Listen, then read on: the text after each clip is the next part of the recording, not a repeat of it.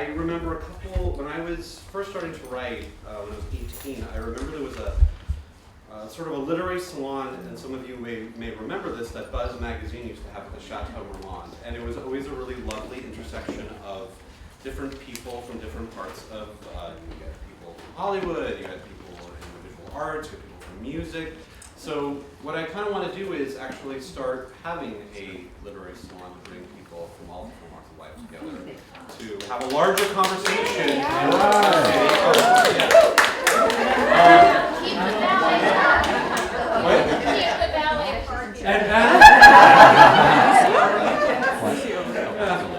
The show hasn't aired yet. We'll see.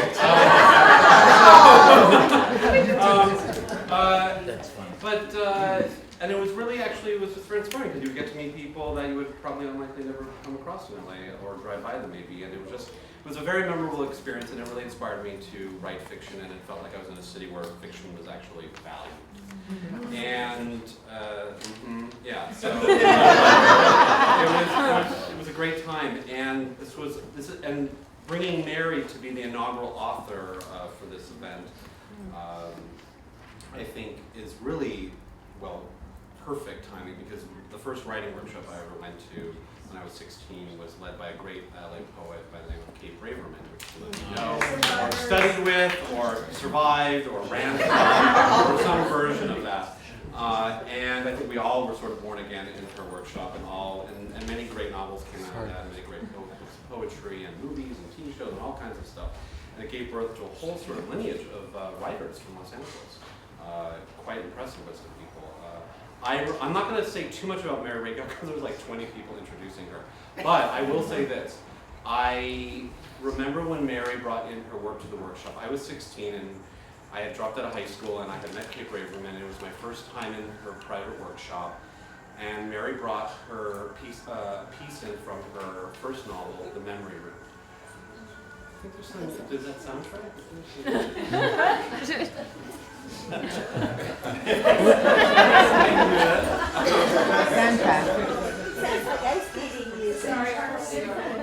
I do apologize if there's not more seats. This is a lesson. There will be more seats next time.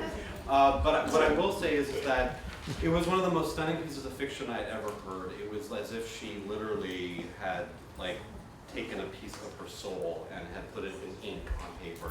It was truly extraordinary, and it inspired me to write my first novel. Mary has remained a very dear friend and an inspiration and a muse. We're going to have Mary read a little bit, then there'll be a short Q&A, and then you can go and drink and eat and play ping pong.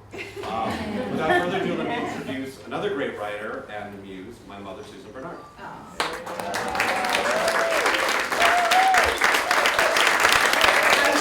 He did drop out of high school, but don't tell me how he got into Yale.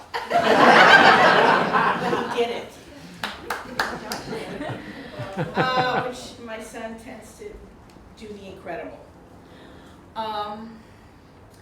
What do you say about Mary Rakow? I mean, really, obviously, you all are here because you know so much about her, or she's touched your life in some way. Once a year, there's a group of us, there's about 3 or 4, who show up at Shutters, and the ocean is behind us, and we have lunch with Mary, and a few of us, and we cry, and we laugh, like women who have lunch, because we are women who never have time. We are not the women who lunch. We're the women who write or run businesses or have other lives.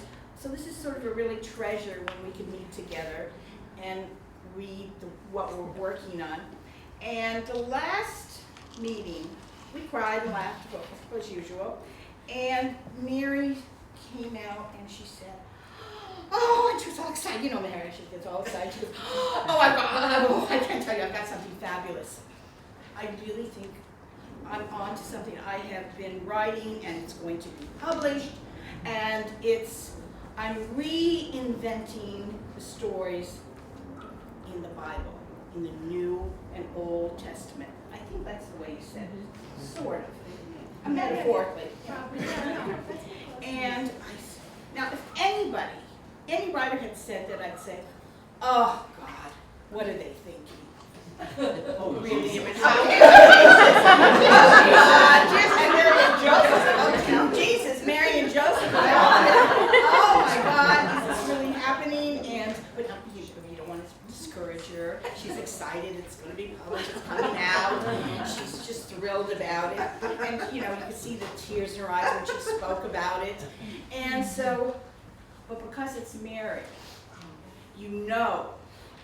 with the sense of her poetry and how she writes and her intellect and her knowledge of the New and Old Testament, that it's going to be grand and it's going to be done with grace and grandeur. And for anybody to reimagine this great stories we've grown up on in the Bible takes such bravery, because it's going to be scandalous to most of the critics. But no, just as we all suspected who were at that table, we knew it would be highly acclaimed.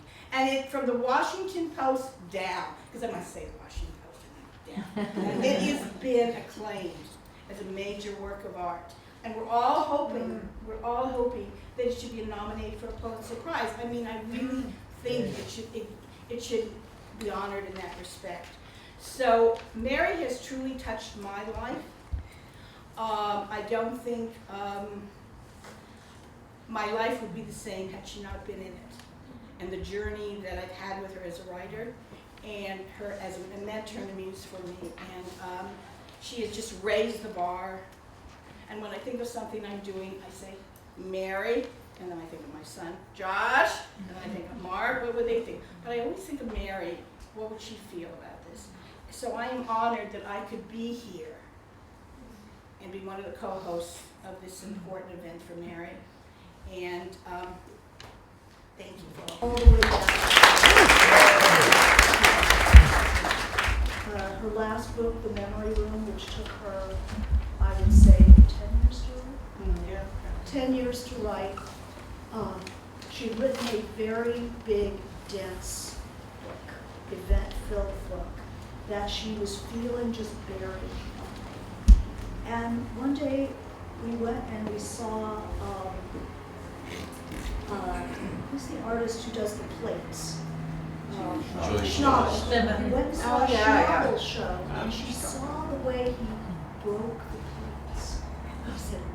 She said, that's what I need to do. And she took this thing, God, it had it been 3,000 pages, and threw it at the wall and broke it, and then took the pieces, these beautiful fragments, and created an exquisite, one of the most exquisite books I've ever read, The Memory Room. She won a Lannan Fellowship for it. The Lannan Prize is not as well known maybe as the National Book Award or Pulitzer, but it's an extremely prestigious literary award. It comes with money, comes with a house in Marfa, comes with all kinds of stuff. So this book was an important book, and it dealt with the nature of good and evil in a primal, serious way. And then after a while, you pick yourself up after a book like that. So now, and she was interested in exploring, as I recall, marriage, the topic of marriage. We all grew up, we had families, we got married, we got divorced, big issues coming in. This was like the conventional narrative of marriage just wasn't coming together. And then I hear I'm writing a book about the Bible. Oh no!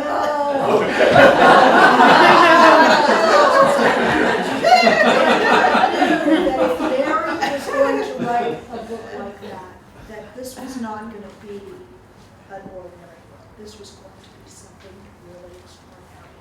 And okay, The Memory Room was quite a big book, but lots of white, around the shards. It's very readable. There's a lot of white because you need to take a breath with good and evil, especially people. And I was surprised to see this little slim volume. It had taken her quite a while. You have to write the book that you throw out first. Then you write the book that you intended to write. And sometimes it comes very quickly, very small. But this is the most beautiful, elegant, lyrical writing. Again, cutting out the unimportant stuff. You're still sort of breaking the plates. But to rewrite the Bible, from a point of view of a doctor of theology, to rewrite the Bible. The Bible has a lot of empty space. Like, what happened to so-and-so? What happened to Joseph? You know, how did Isaac feel about that? You know, it's silence all over the place. And you never really find out how people feel. It's stories. It's not like we think of as fiction, character-driven fiction. It's fable. And what Mary has done is inhabit those stories. Inhabit those silences and ask, how would it be to be a human being in direct contact with God? Oh, it's not all that fun. It's not all that pleasant. What could be more horrific and disruptive than a direct encounter with the divine? This is an inspired work. This is a beautiful work, and I am just so happy to be here today. I want to see you.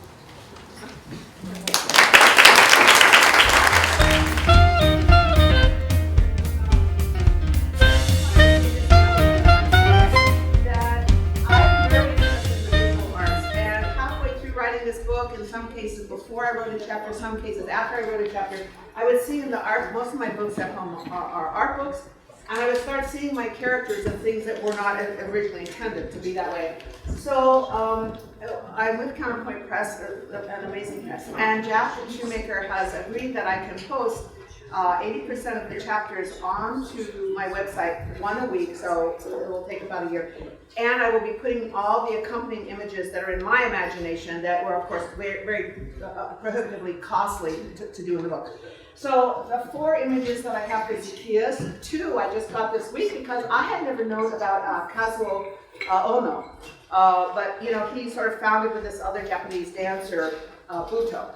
And this is, and he's just incredible, and you can just watch him perform on YouTube. I find everything on YouTube. But anyway, so these 4 images, we can talk about them if David asks me later or something like that, are for me, have to do with how I'm looking at Zaccheus. This is Ono when he's dressed. He's in white space, but as a woman, and it's his homage to Portuguese, the tango dancer that he. It's his central performance, and it's just a haunting image. I really encourage you to just come look at this image. I found this last week, and I had to bring him into this event tonight. This is Ono doing a dance called Darkness, and then this is street art in New York, and it says, instead of one way, one tree, and Zaccheus climbs up into a tree. And I just felt that's Zaccheus. And then this is a Russian icon, 12th century, and it's not of Zaccheus, it's of Simeon the Stylite, who I could go into that, but he's a 4th century guy who lived on a pillar for 47 years as an attempt to stay, he was an ascetic, Syrian ascetic, to stay focused because Christianity had become legal for the empire, and a lot of people were worried about that. And so to keep his focus, he went out into the desert, and this is the beginning of what became monasticism. Okay, so individuals went out, and he was given a lot. People would go to him for spiritual advice and stuff. So anyway, so they are just things that resonate with my Zaccheus story, my take on Zaccheus. So I'm not going to connect the dots for you, but we can do it in Q&A. But anyway, to see these images, the images are startling. At one point, I thought I just want to publish a book of the images with no text at all. I mean, the images are incredible. And so I like to share them with you. And the only way, I'm very clumsy, like with Facebook, but what I think I'm going to do is post like the image for the chapter once a week, like the primary Zaccheus image, and then a link to my website. And so if you want to find that, just like, I guess you ask me if I can be your friend or something, and then you see my posts. Someone will explain it, but that's kind of the portal into it, is Facebook, which is, I don't know how to do it, but I'm going to learn how to do it. Okay, so give me your Facebook stuff, or how you do it, and I'll do it. It'll happen. Okay. So, also I decided, like Janet said, a lot of the biblical stories are basically emptiness, and that's it's not just biblical stories. I mean, all great art is primarily emptiness. I think so. Motherwell is primarily emptiness, and Mozart is primarily emptiness, and stuff like that. So I wanted to, and I mean that literally. Can I just have this little paper for a second? So I typed up. This is the story, 140 words when it's translated into English, of the story of Zaccheus in the Bible. Really short, right? This is the whole story, and it's only in the Gospel of Luke. There are 4 Gospels in the New Testament. They don't all have all the stories, the same story. So it's only in Luke's Gospel.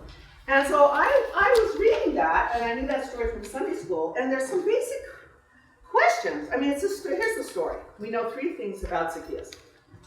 He was a tax collector for the Romans. He was Jewish. He was hated. He also cheated people, so he's doubly hated.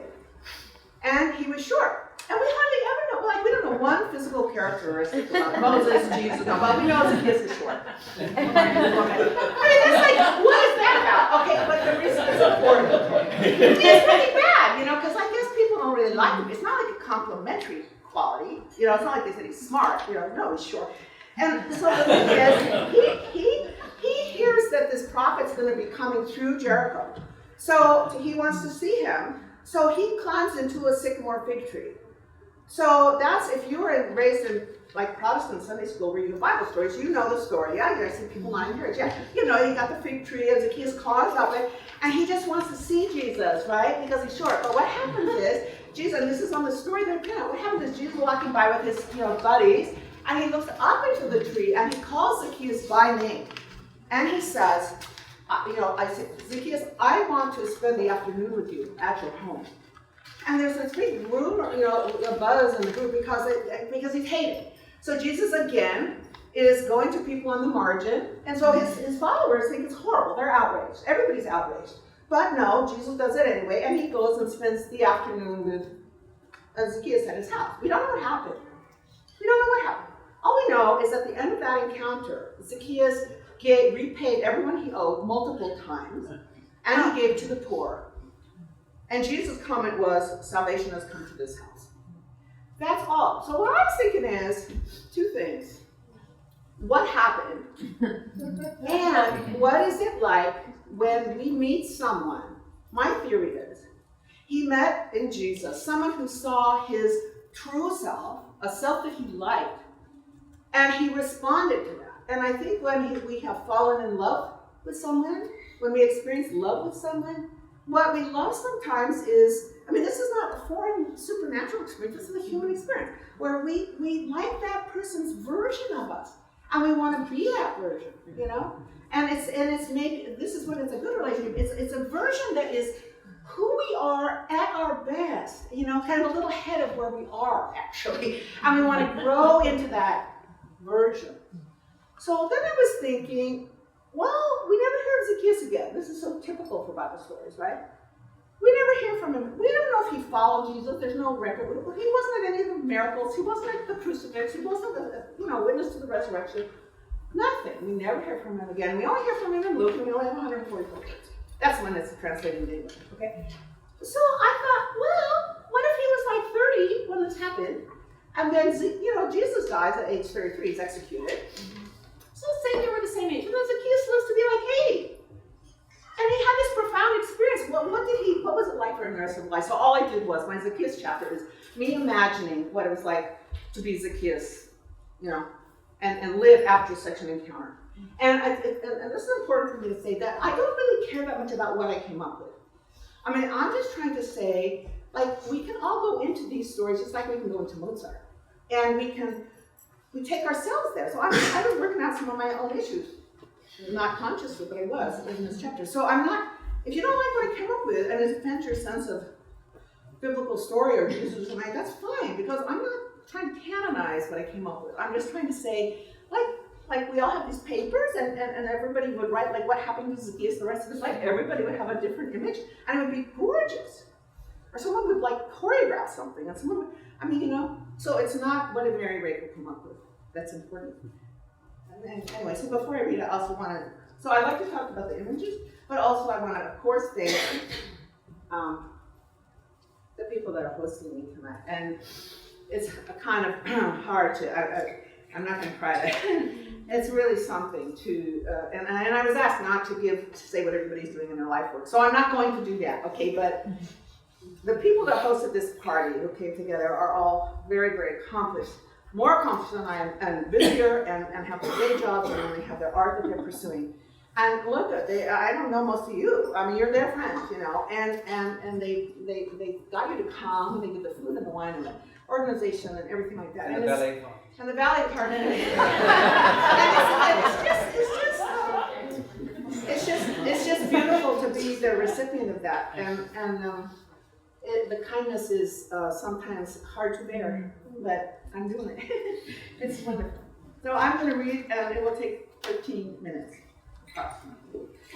And the only other thing you have to know is I decided I wanted this to be in first person. Zaccheus is talking. So I set it up that Mary Magdalene, who also lives after Jesus dies, like forever, right?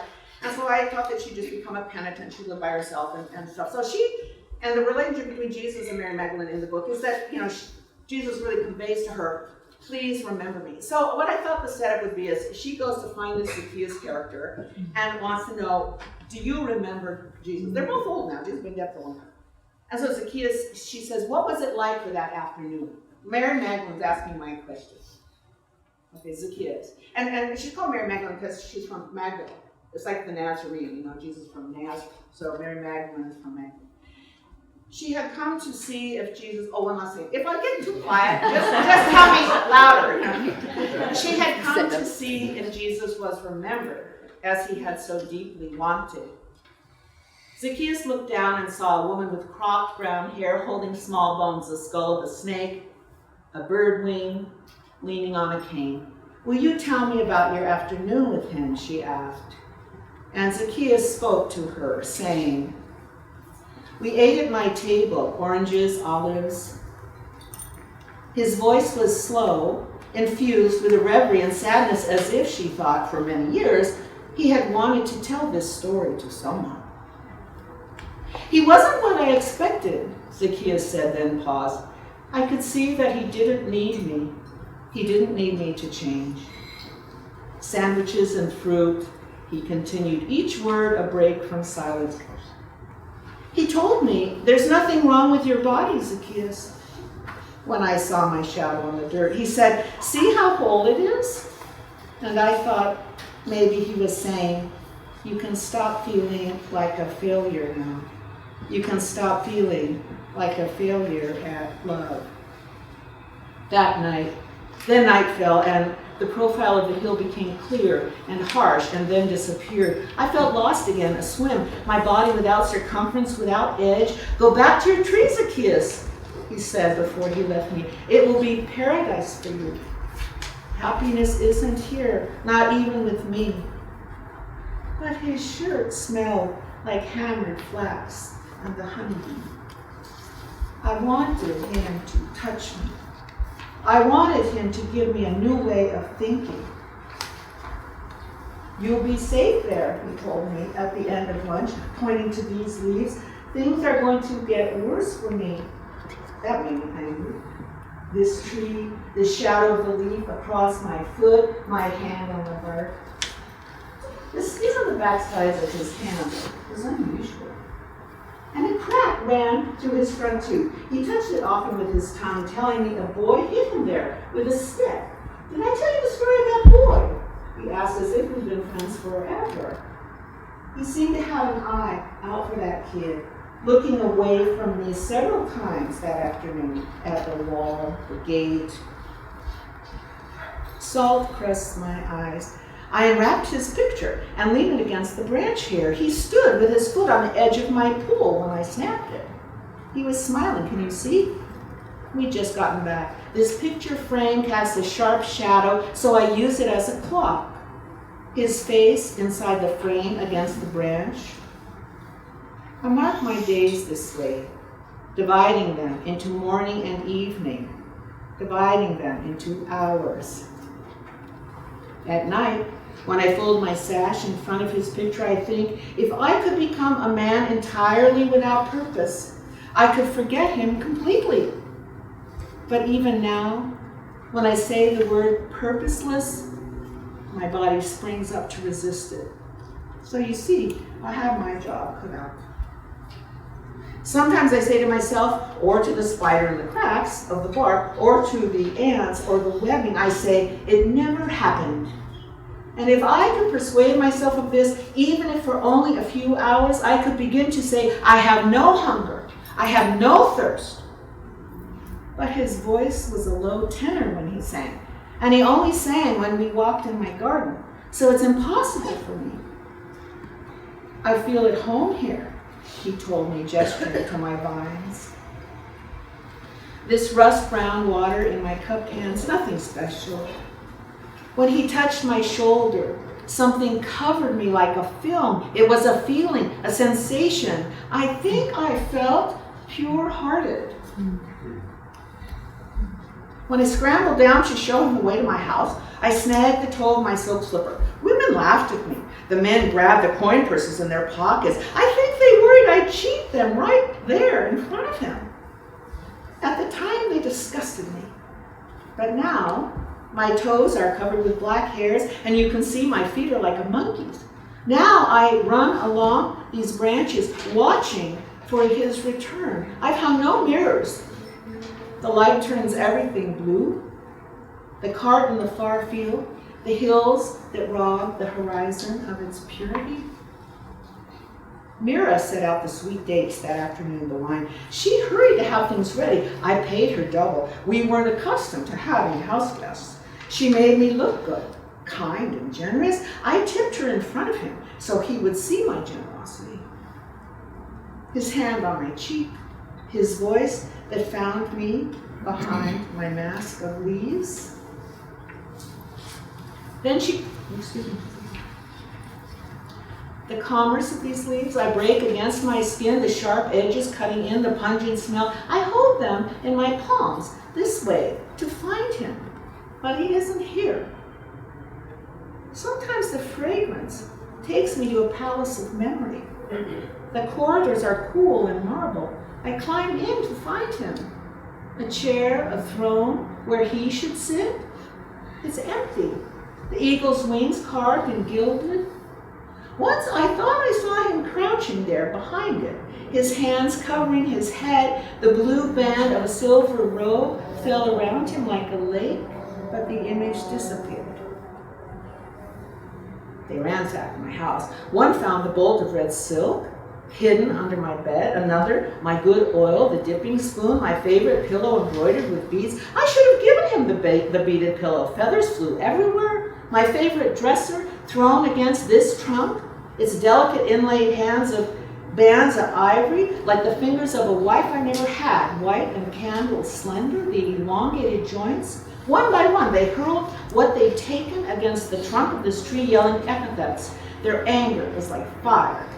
I thought they put a torch to this tree and burned me like a spit goat, but I was lucky. And their voices were truthful. I was not a good man. I was angry. I'd already repaid them double, but it didn't matter. My silk pillow filled with lavender. I said, go ahead, take it, you lousy bastards. The drawers of the dresser fallen out on each other like stairs, the veneer peeled away, the thin bands of ivory pried out and stolen, the jar broken, the sweet oil dripping down the dresser, precious oil, cured by the sun, dried to a black mark. My silk robe flung open, ripped. My home is occupied by rats now. I see them come and go.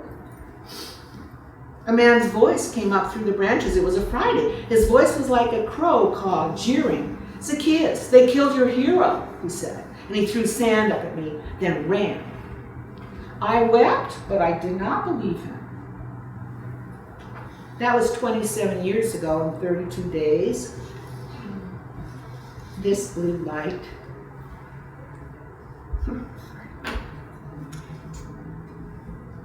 Sorry.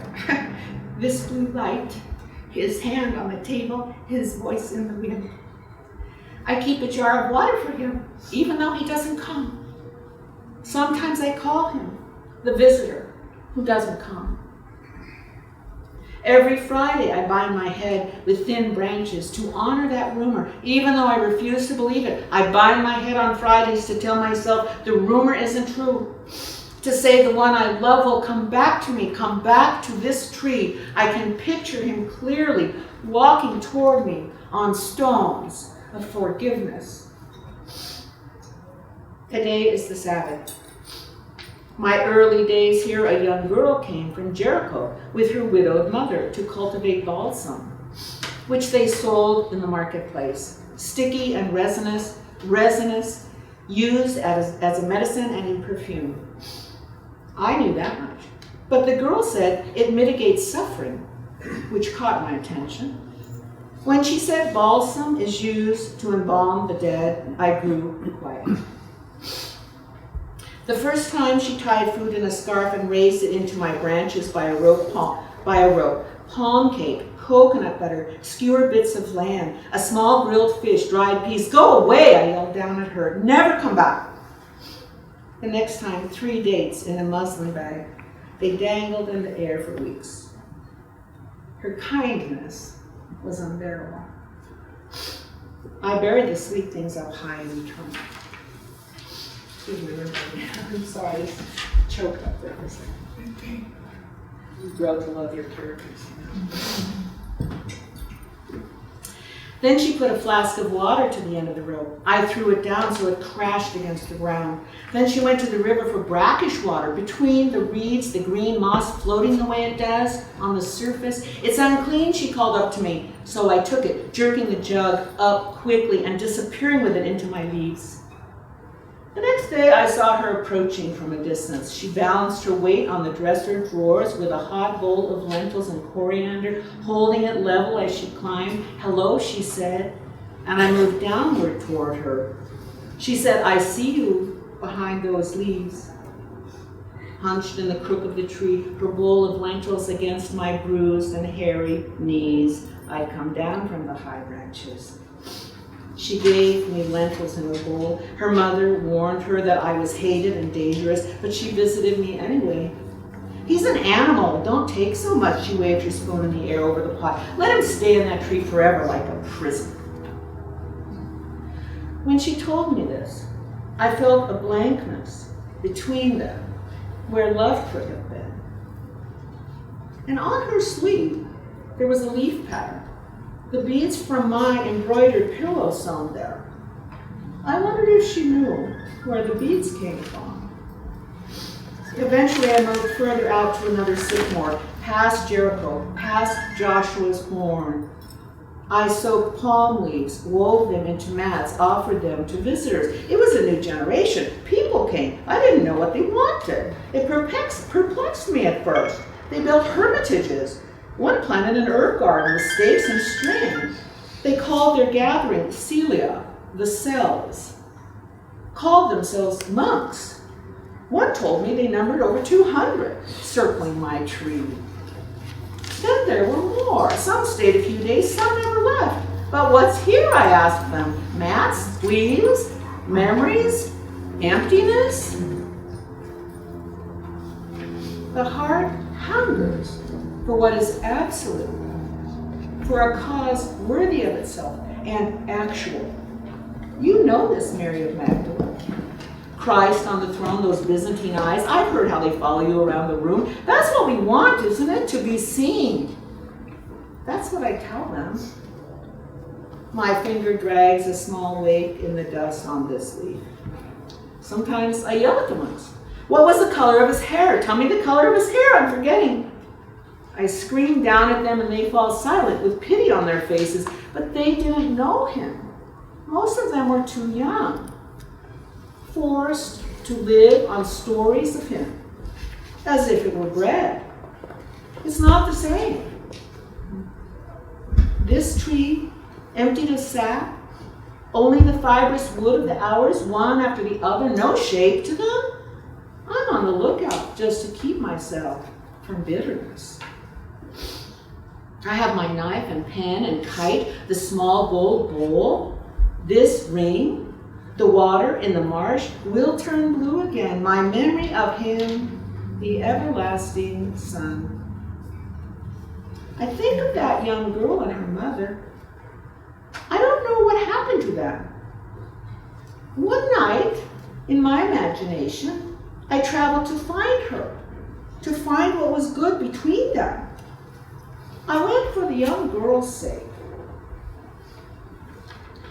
The rest of the story was told in the annals of the community, which Mary Magdalene later read. The record indicated this. Zaccheus cried for the young girl and her mother. He cried for himself and for those he robbed. Most of all, he cried for the one who didn't come back, the one he looked for in the breaking of the leaves. He cried all night.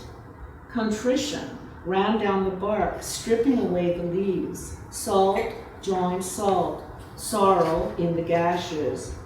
In the morning, after his night of weeping, a new monk brought Zaccheus food. Expecting to raise it on a rope thrown over the branches, he found the tree bare of leaves. "Holy Father Zaccheus," he called out.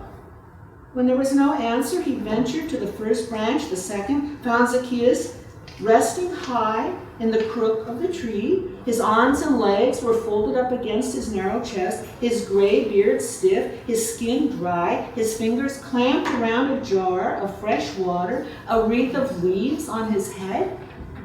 Putting his ear to the chest and then the mouth, confirming what he feared, the new monk scrambled down, ran back to his cell, returned with a bolt of red cloth, dusty and fraying. At the same time, the young girl, now married and with children of her own, sat counting the week's earnings. Her reputation for balsam had grown, so that she'd made her husband wealthy and her 3 sons. Setting coin on top of coin, she stopped suddenly, her fingers draping the pile of coins, her mind caught in a day vision of a man crouching behind a throne, wearing a silver robe with blue banding. Leaving the counting table, she walked past the river to the sycamore tree where he used to live, seeing again the heap of broken things, jagged bits of wood, clay, tattered silks, her youngest son on her head. She noted that it was his hunger for righteousness that drew her to him, the hunger to change his life. She had the same hunger. This is a day of turning, she told herself. If I cleave.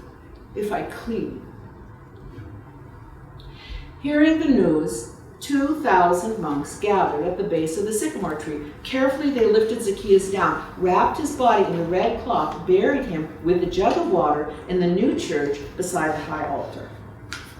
Among themselves, the monks spoke of the purity of his heart. They elected him one of the original 12, replacing Judas Iscariot. After a period of mourning, they opened the large book and entered the day of his death, listing it as his birth date, to be observed like the feast of a saint. They spoke of his confidence that the Messiah would return, while noting that he never used the word Messiah or any other title, but spoke only of the visitor, using tender nicknames, if he spoke at all. That night, all 2,000 monks had the same dream. They learned this the next morning, comparing notes.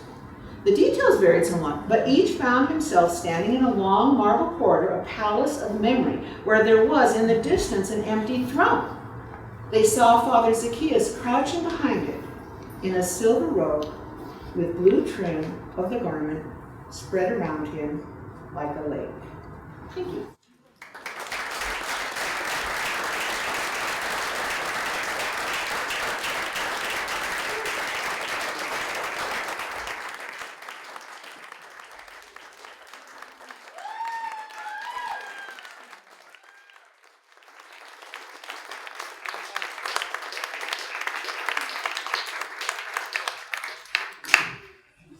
So I'm David Francis, and I'm a friend of Mary. And I too am lucky enough to be a counterpoint author. I have a book coming out in the fall. And Wedding Wish Road, unless he changes the title. unless he changes the title. Unless he two of them, right? The wonderful. So thank you all for being here. It's fantastic. I hope you're all comfortable. If you need to escape to get a drink, feel welcome to, or get some more food. I'm just going to ask Mary a couple of couple of questions and maybe open up the discussion.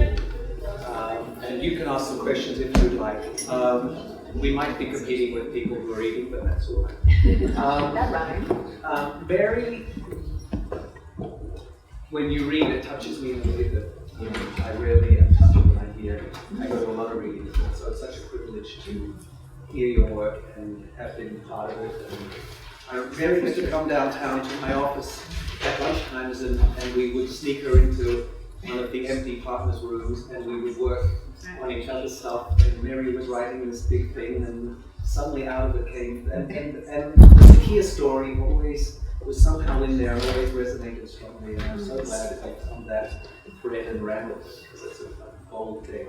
I was curious, firstly, so I was a little kid growing up in Australia, and you were a little kid growing up in the Midwest somewhere. No, the Bay Area. The Bay Area? Yeah. See, I know it so well. We just don't draw on facts. I mean, It's a fictive world.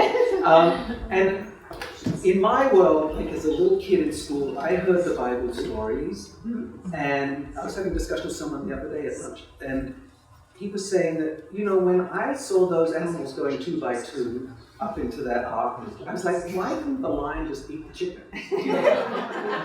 Like, as a little kid.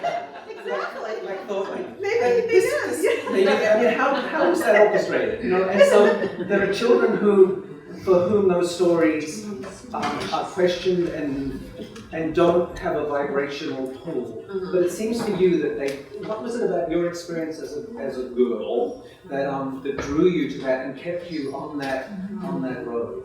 Yeah, that's a good question, and I spoke about it at another reading. So those of you who've been nice enough to come to this one, I've tried to say some slightly different things, but it's basically The Memory Room is a novel, and it's a novel, but it's written very close to my life, and the awful things that the adult is trying to make sense of it happened as a child are true to my life, and the worst things aren't even in the memory room. So it was a challenge, you know. So when they were happening, if you're in a severe situation of cruelty, you have all these wonderfully evolved mechanisms for distancing yourself from it and so on. But at the same time, you have a great magnetism or radar for encountering in the world anything that is contrary to that experience. So it can be the smallest gesture of kindness on a stranger at Walgreens, or Piggy Weekly or whatever it was in the film. and it's just like it's iconic to use a very common word now. It just strikes you, and you remember that, and you cleave to those things, even if your experience is such that you are immediately forgetting it, because otherwise you would psychically melt down as a child. This happens in another wonderful adaptation. Okay, so the Bible stories have always a sense of deliverance. Like the story of Zaccheus is not about why is he short, and not about why is he such a cheater. It's about he has an encounter with Jesus. That is the focus of the New Testament, is Jesus, this person that lived. We know he's historical.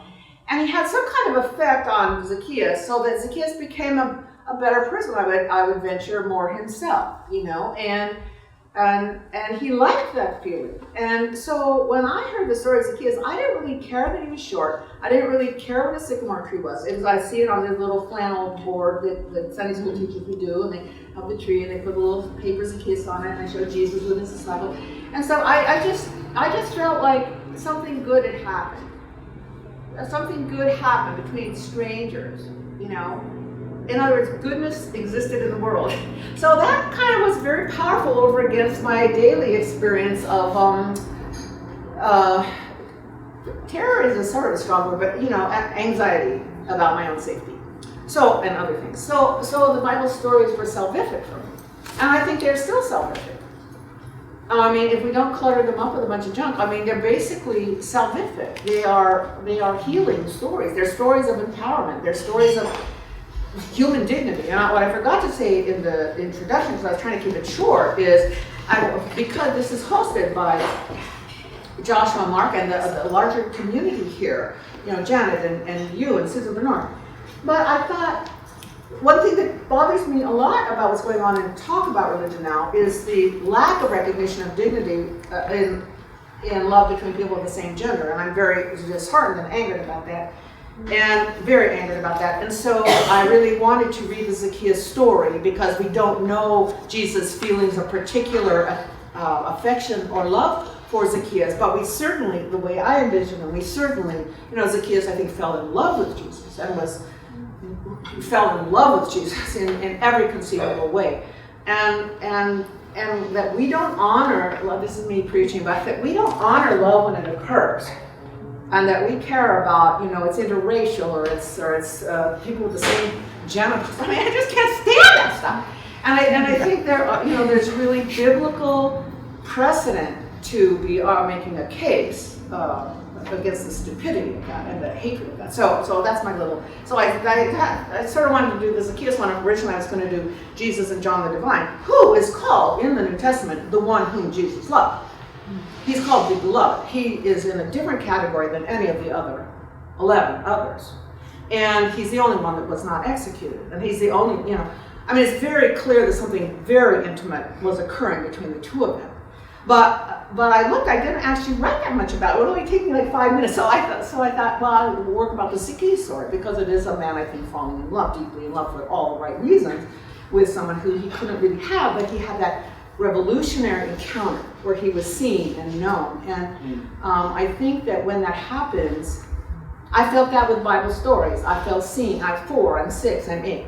I felt I am these characters. I am seen. I am seen by these stories that I didn't feel, when I was hearing, like Hans Christian Andersen's scary stories. I didn't feel, and I didn't read as a child. I didn't read twice in my 50s, actually, any work of the imagination.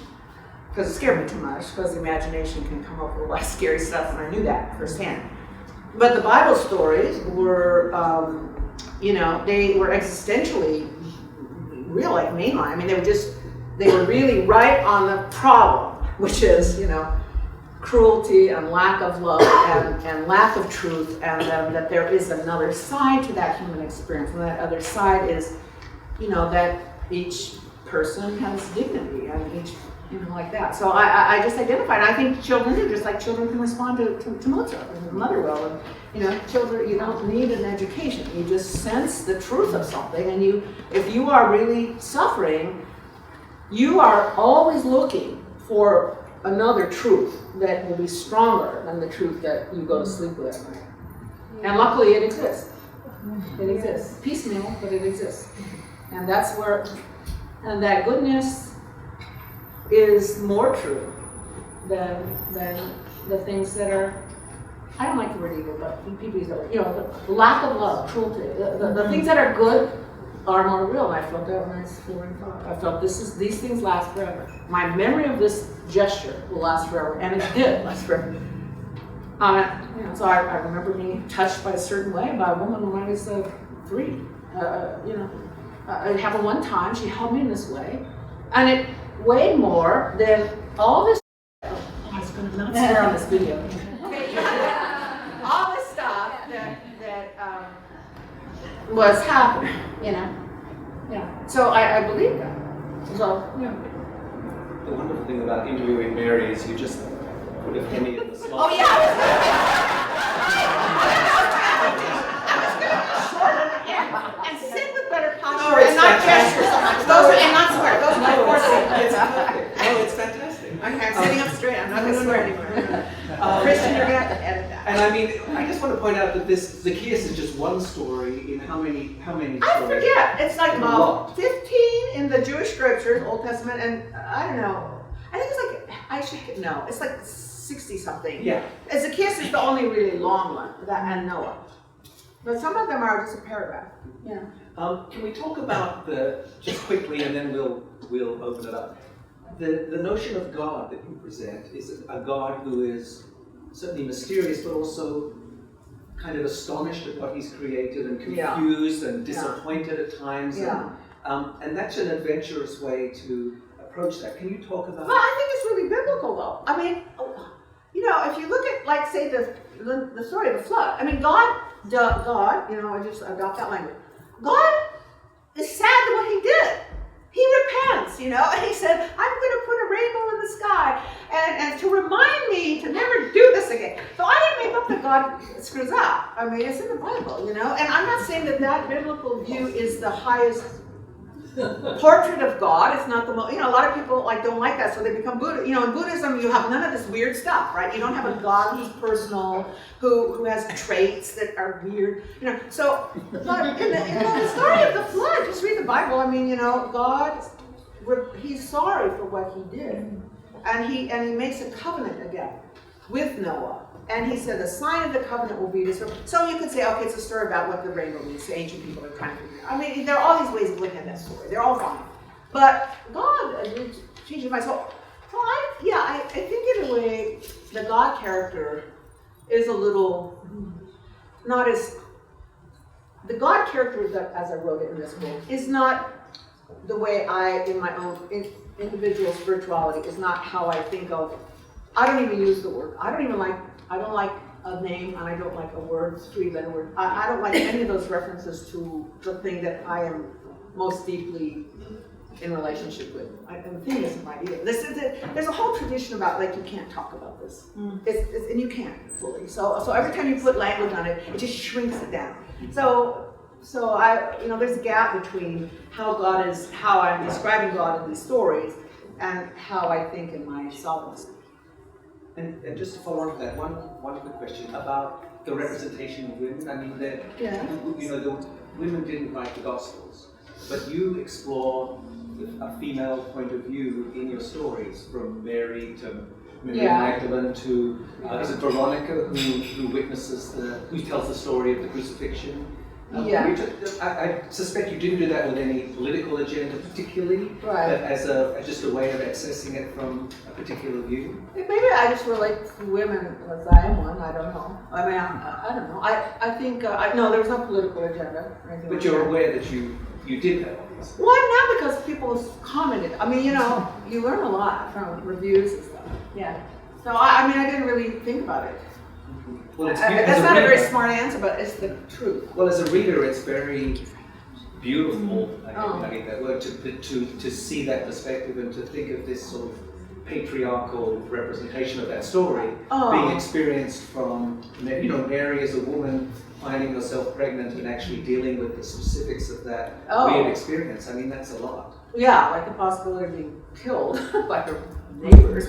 I mean, pregnant out of wedlock, you know, so the standard and legitimate, and is still true in the world, punishment would be the death by stoning, a very slow form of death, and people would volunteer to do it, the neighbors. So, yeah, that was really serious. I think one thing that I wish I had clarified somewhere, like a note or something, I use male language for God, which is, you know, I don't even like to use the word God in conversation, but so somebody pointed that out. You know, I just did that because it's an easier convention. There's no language. I don't think of God as gendered. I don't think of God, you know, any of that stuff. But I use that language because it's kind of, I don't know, it's easier for me. I hate he, she. I hate it. You know, so it isn't a statement about endorsing, you know, male version of God. I don't think of God as, you know, an old man with a white beard and fluffy clouds around any of that crap stuff. Yeah. Before we go on and on, are there any questions from out there for Mary? Or comments or anything, because I learn a lot about my book from readers. That's no, I mean, you all, every writer here knows that, right? You learn. Yes. You. And then there's someone over here too. Was there any particular story or character that you struggled with more than others? Well, I didn't struggle with writing them, but I struggled with the question that led to what I wrote. I mean, I just wrote about things that I didn't that posed questions to me. You know, like why was Jonah mad when Nineveh repented? I mean, you know, here's a prophet. It was the biggest metropolis in the ancient world. They repented from the king down to the cattle. Like, why would he be happy? No, I mean, I wrestled with the question. I didn't wrestle with, you know, Jonah. I just wrestled with the question. And all the chapters, everything I wrote about was because I was trying to understand something, except for Adam, which was the first one I wrote.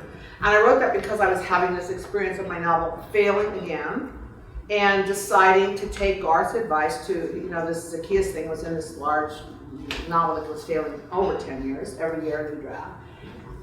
so I couldn't make what I wanted to make. And so in that case, it wasn't really a question. I just went out on this picnic table and wrote Adam, like he was trying to make stuff and he couldn't make it either. And I was just like, that's me. But the other ones, I was asking questions. Like now I'm asking, like, why did Eve really,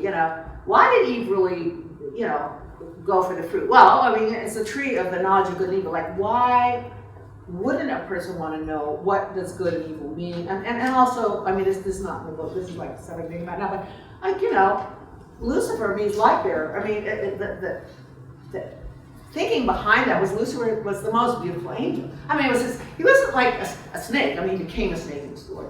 But he was like, so what is it like when someone comes into your world who is astonishingly, radiantly, intellectually and emotionally and spiritually beautiful? Of course you want to move to what they say. I mean, it's not that she wanted to be like self-destructive or disobedient. I don't think. It was like, I mean, maybe it's just more interesting than discourse with Adam, I mean, maybe he was just like, he didn't care. He's like, it's what, couch potato? I don't know. I mean, maybe it got boring. So this creature comes in from another zone. You've met people like that. It comes from another zone. I mean, and they just inhabit this other zone in you. I mean, I was with a man for 4 years. He just lived in another zone. He was a mathematician. The world he brought to me was, I'll never know anything like that again. It was just enormous, and so it was exhilarating emotionally and intellectually and spiritually. I guess you could use that word. So I'm thinking about Eve. Like it's like we have no reason. We just say, she's a woman, she's blah blah blah blah, and disobedient, and so all this stuff that is irrelevant to me. My question is like, what was she wanting? I mean, she just had free will. Must have been something very, very deeply legit. In my sense. I mean, she wasn't stupid. I mean, let's just figure she was like us, right? She wanted good things. So what was wrong from God's viewpoint that a creature would know the difference between good and evil? I mean, so I don't go on about that, but I mean, what was the original question?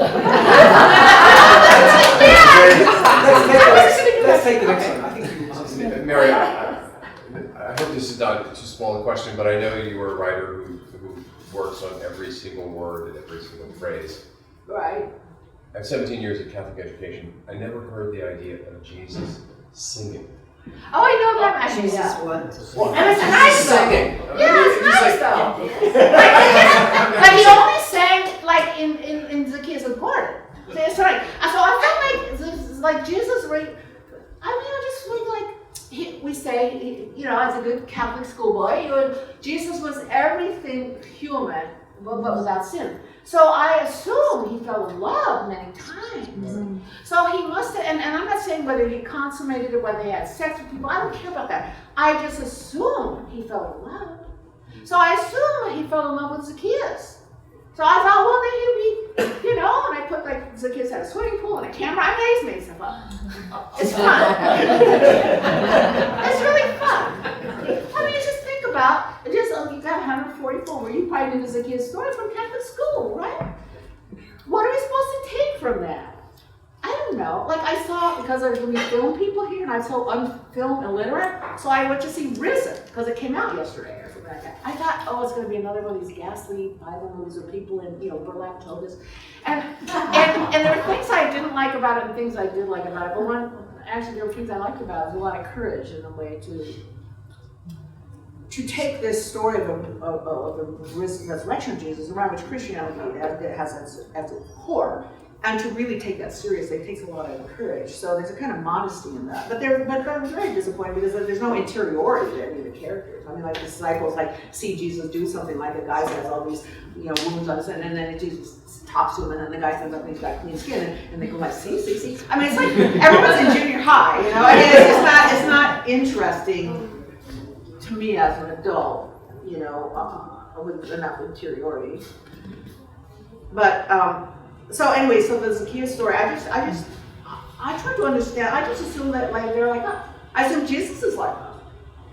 I mean, because I always say he's fully human. So everything we feel, he felt. If we are Christian, we say, well, everything we feel, he felt.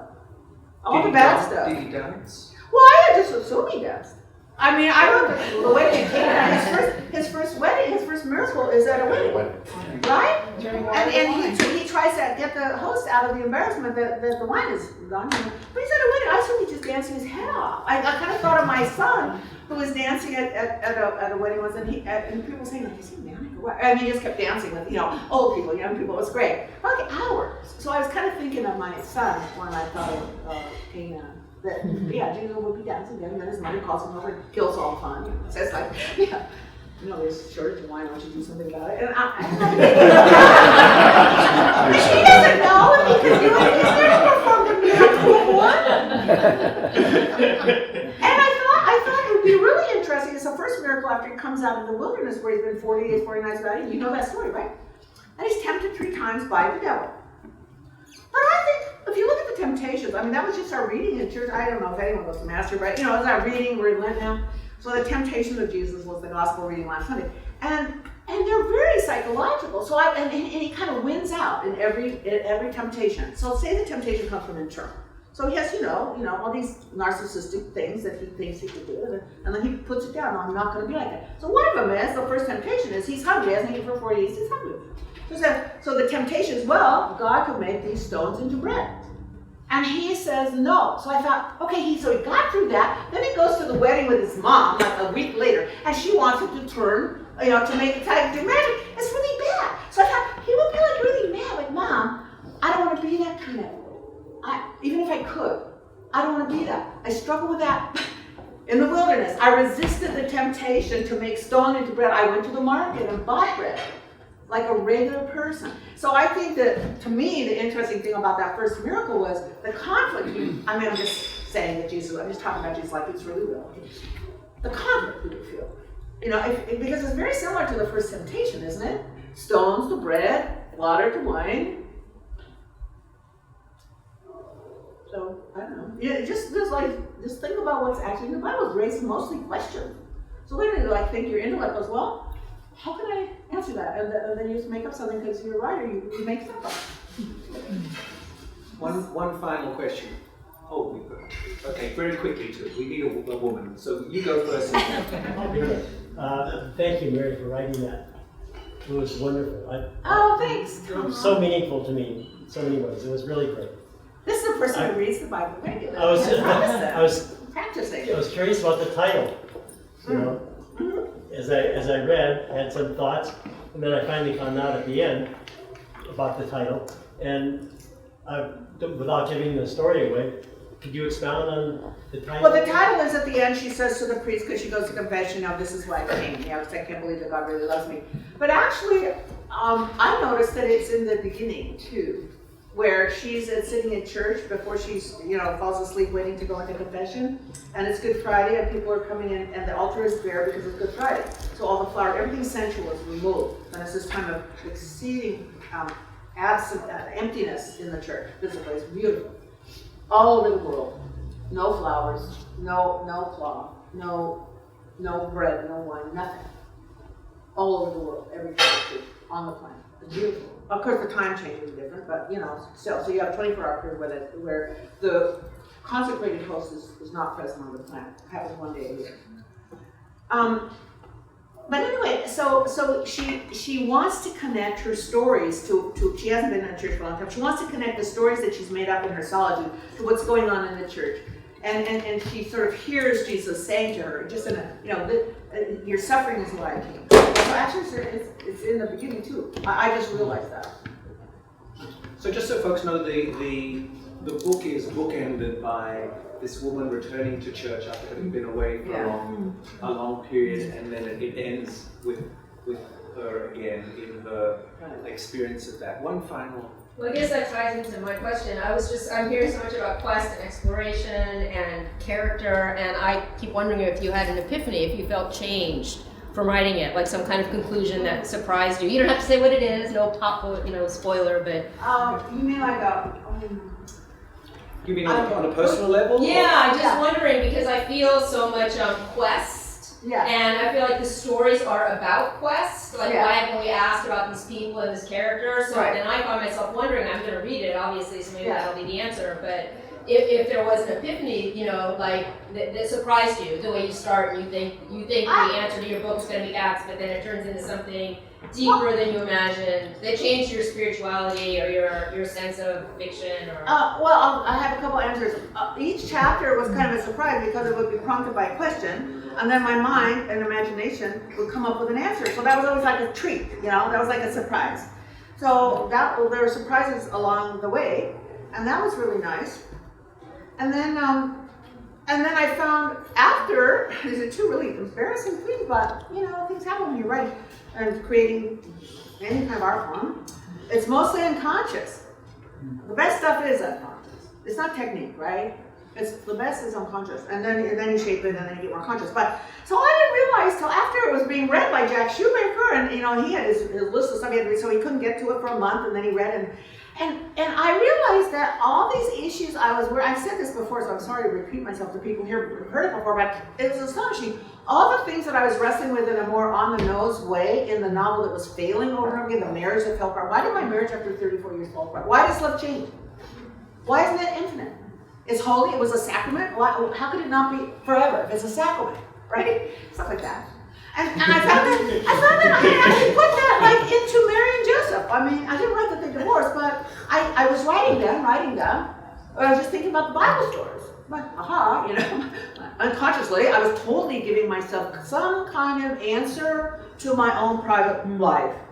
And I think art always does that, just like the reader will find I have to share this story, this is so amazing. Okay, I meet this woman, she's raised Mormon. And she's a judge in the federal court in Bay Area, I was wrong to say. Feminist, super smart. She's raised Mormon. And she liked the book because, she liked the whole book, we had dinner. But she pointed out something in the acknowledgments. Now, I always read the acknowledgments first, because I care most about the gratitude of the person. Oh, I always read that first. But most people don't, they don't even read them. But I care a lot about the acknowledgments. There's a phrase in there, I'm thanking blah, blah, blah.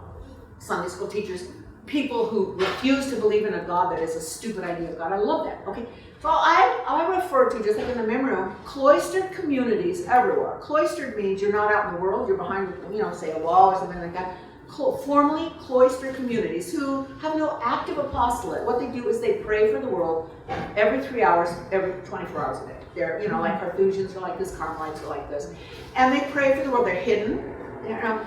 But she thought, when she read cloistered communities, she identified as a mom, married, judge, with being cloistered because of the teachings of her church that seemed very promising on a feminist level about 20 years ago. She's about my age. And then got more restricted, and she felt cloistered as a Mormon. And this was so perfect. I mean, so it's like the reader also, I think, has moments. The reader brings him or herself to the art and completes the art. And they complete it with the stuff that doesn't belong to me, right? So it's just like if you listen to music, like the woman sitting there, she's a composer, Jane, all right? She composes music. You listen to it, you bring yourself to it, and you enter the music with yourself. And you know, like, so if you are able to articulate it when it's music, it's harder to Jane, then she learns from that. But also the work, you know, becomes itself, and you get something. That's why we go to concerts. Right? So the surprise and epiphany is if we're making art and not crap, then we are creating these moments of light or connection or you know, something. Even we're not trying to do that, we're just trying to be truthful. But the truth produces that between people. That's how we're so unique as a species. You know, we're I think the only species that by nature makes art. I think that's a perfect moment.